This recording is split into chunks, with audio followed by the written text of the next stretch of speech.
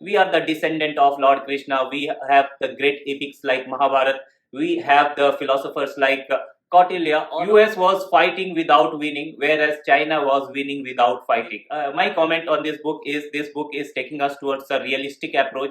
This book is talking about how to develop multiple relation at the same time with different countries is without ignoring all. Hello everyone, welcome to Civic Sense. I am Dr. Madhukar Shyam, and today I am going to review the book The India Way Strategies for an Uncertain World, written by our External Affairs Minister Dr. S. Jaishankar. The framework of today's book review includes about the author, followed by the context in which the book was written, and the text part. I will be discussing the core argument of the book. At the end, I will give my own opinion on the book. We all are aware of our External Affairs Minister.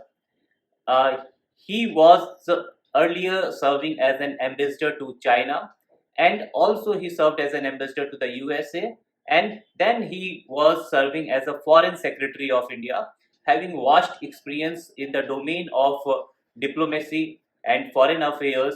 This book will help us in understanding his perspective on Indian foreign policy. This book is a collection of different lectures that were delivered by Dr. S. Jaishankar between the time period of 2018 to 2020 and further updated and published in the form of book.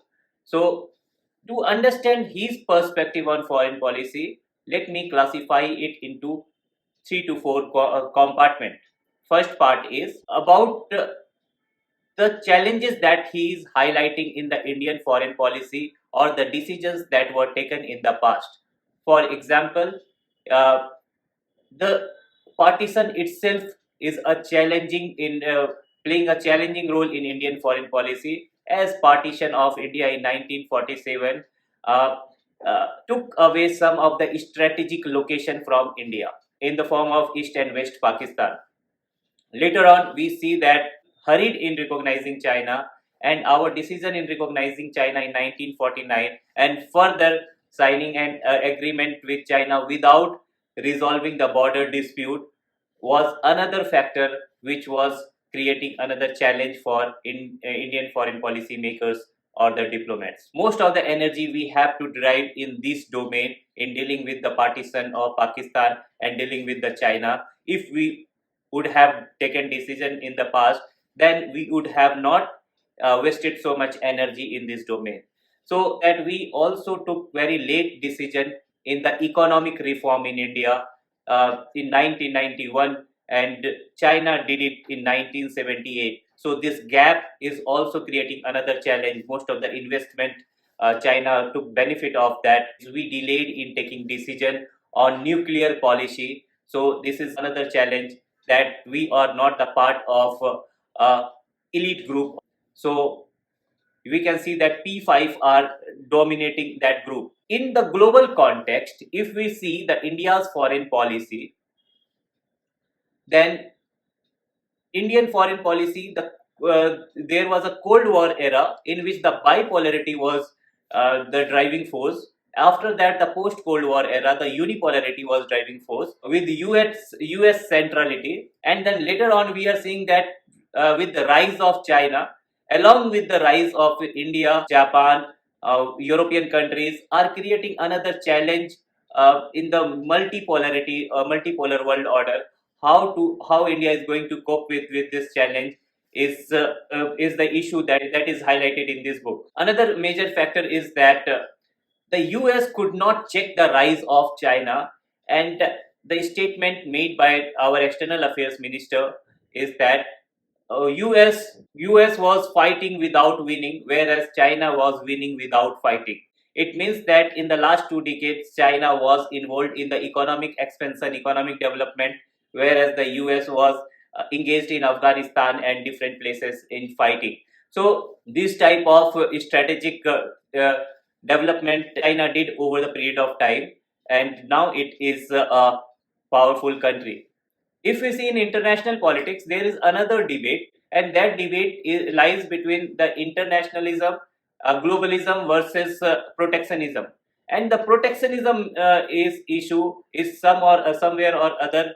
lies in the domain of what we say is backed by a nationalist policy. Nationalist policy of China is using the term China Dream, whereas the Britain they are talking about Brexit, or the America is discussing or talking about Make America Great Again. So these type of terminology are again coming in international politics and promoting more and more nationalistic type of politics. So what we need to understand here is that how India is going to develop its own nationalism and utilize it into the foreign policy domain. Dr. S. Jaishankar also highlighted that the evolution of Indian foreign policy. In the evolution part, he classified it into the 6 different categories. The first category he discussed that since independence to 1962 war as a era of optimism towards non-alignment, followed by 1962 to 1971. That was the engagement of realistic approach. So next is that 1971 to 1990. That was the era of asserting foreign policy in the neighborhood diplomacy. And after that, we are seeing the collapse of Soviet Union in 1991. And 1991 further, we are seeing that there was a time period of unipolar world order. And in the unipolarity, after that, we are seeing that there is a balancing approach that Indian foreign policy was involved in. And after that balancing, we are seeing by 2014 that area of development and change. So in this 6 category, he tried to define the foreign policy and discuss the evolution of foreign policy. This aspect is not new. This aspect was followed by n number of scholars as well as the authors while defining and discussing the foreign policy evolution with the different timeline. So at the end, what is the core discussion he is talking about? It's all about what lessons we learned from the past. We are the descendant of Lord Krishna. We have the great epics like Mahabharata. We have the philosophers like Kautilya. All of them teach us about the realistic approach. So we need to learn more and more realistic approach in order to deal with all these situation in international politics. We also need to understand in order to enhance the diplomacy, we need to take or boost our economy. So once we are boosting our economy, then it will enhance our diplomacy itself. So economy is going to strengthen our diplomacy, not the other way around. We need to strengthen more and more GDP. We need to boost more and more investment in the foreign countries in order to counter the rise of China and other countries. So we need more and more financial support to invest in different countries of the world, offer the aid to the different countries of the world, to the African countries, South Asian countries. In this part, we can also see that we need to engage with multiple partners at the same time in order to fulfill our own national interest. We are not here to take side or support one against another. We are here to just fulfill our own national interest. That is the lesson we need to learn from our past. We need to take some or other kind of risk in international politics, as the dilemma in international politics with the rise of China and with China we don't have resolved border disputes, so that is another challenge. And China is also asserting its foreign policy in the Indian Ocean region.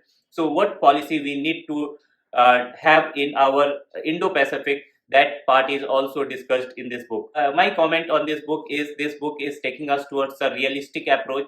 This book is talking about how to balance the country, how to develop multiple relations at the same time with different countries, without ignoring any particular country. We need to fulfill our national interest instead of joining any particular camp. This book takes us into the philosophy of India, and Indian philosophy also highlights that we are here to support and prosper with our realistic approach. This book is also for all those students who is interested in international relations or understanding the foreign policy of India. So to understand the foreign policy, please go through this book, read this book. If you find any difficulties, do let me know or make comments so that I can make another video for you and resolve your doubts. So for more such videos, please watch Civic Sense and like, share and subscribe to our YouTube channel. Thank you. फिर मिलते हैं अगले video में.